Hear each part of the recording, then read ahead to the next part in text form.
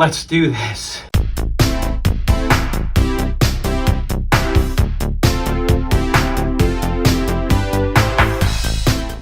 Welcome to today's episode, everybody. And today we're going to talk about the SVS SB17-Ultra Revolution subwoofer. Well, yeah, Ralph, we got a pretty exciting episode for our viewers out there. We're doing another subwoofer review. We've done tons of these throughout our lifetime as being YouTubers. Yes. For those of you that are new to the channel, if you want to look back at some of our videos on some other subwoofers we've done, we'll put a link in the video description. But yeah, SVS is definitely no stranger to us, Ralph. Yep. We've done a lot of their products. Absolutely. Give a brief disclaimer before we actually get started with the review. You're actually in the market for a new subwoofer. Yes. And true. you said, you know what, man, I really am interested in the SB17, but before I actually spend the money, I would like to test it out. So we reached out to SVS. They've been gracious enough to provide us a demo product for us to test out. And in return, we're going to provide a review. And then Ralph here is actually going to purchase it depending on whether you like it or not. So, yeah, it's true. So they did send it over to us about a month ago. We've had it for quite a while. You've actually been the one to test it a lot. But yeah, now we're going to provide our feedback for other reviewers that are looking for the same subwoofer. And hopefully this helps you to make a decision on whether or not you should buy it. Well, that's awesome, bro. I think before we get into the review, why don't we just get into some tech specs? Let's do it.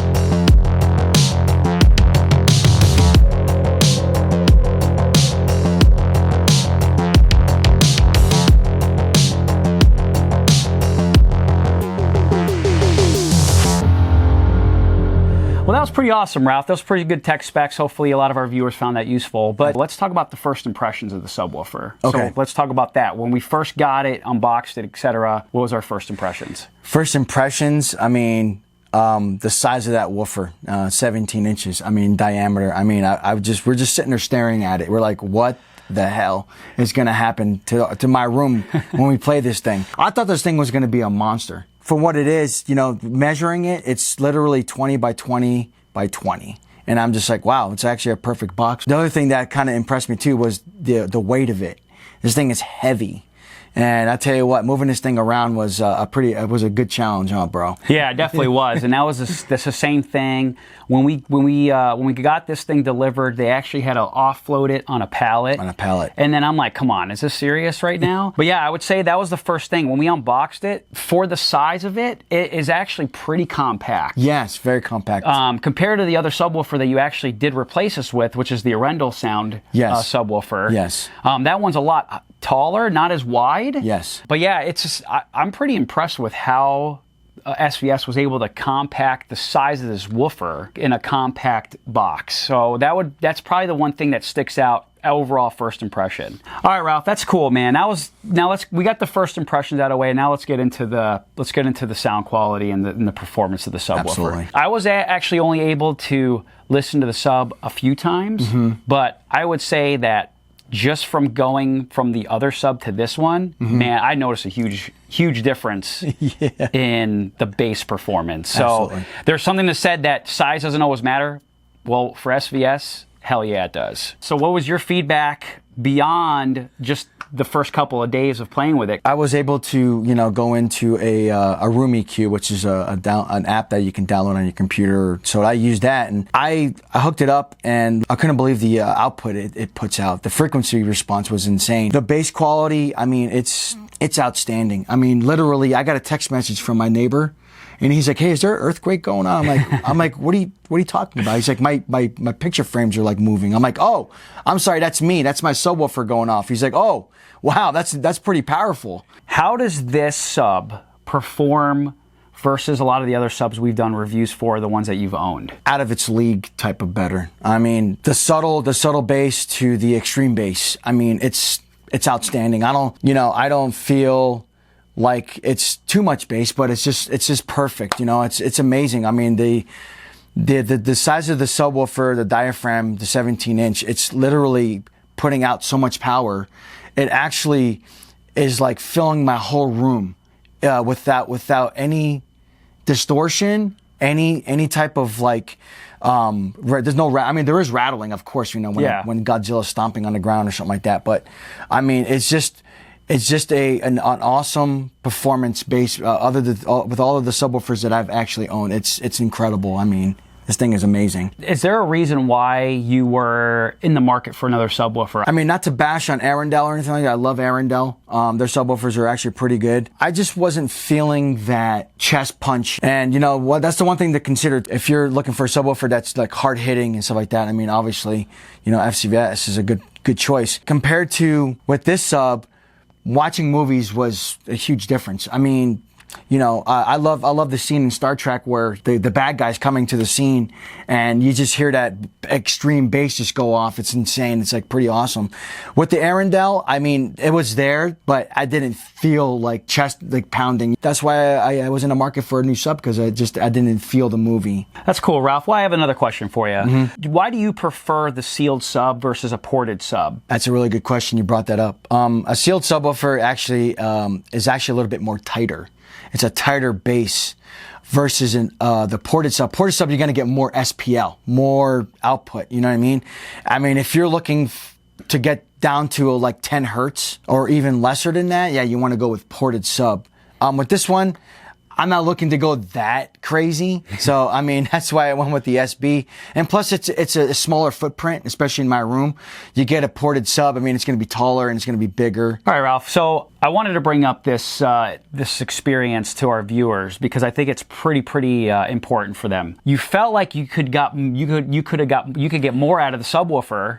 I remember, and then you did something, and then you're just like, dude, this thing is insane. So yeah, let's tell our viewers, like, what happened and what did you do? Okay, so this is what I did. My dumbass hooked up the XLR to the XLR, obviously. I mean, the XLR is good.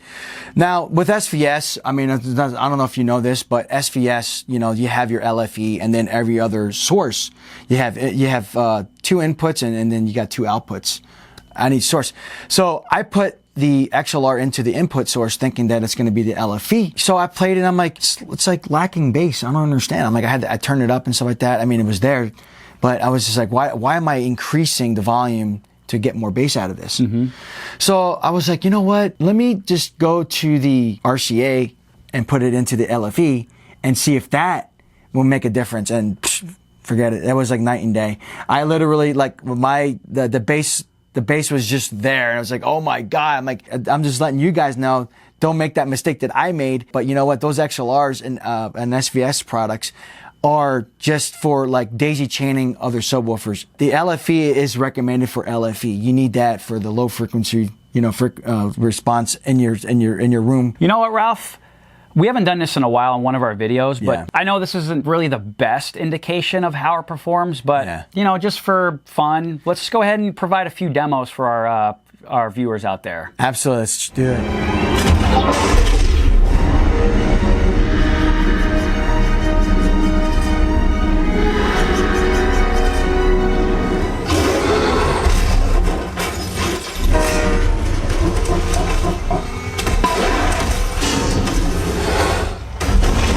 All right, Ralph. Well, that was pretty awesome, man. Hopefully, our viewers appreciate the demo. I know I know it's not the best experience, but you know, hopefully, it gives you all perspective. A pretty good perspective, and just taking our word for it, it rocks. Yeah. But yeah, let's get into some final thoughts. So I'll ask you, what are the biggest pros of this subwoofer? Extreme tight bass. It's very tactical. It's right off the bat. I mean, your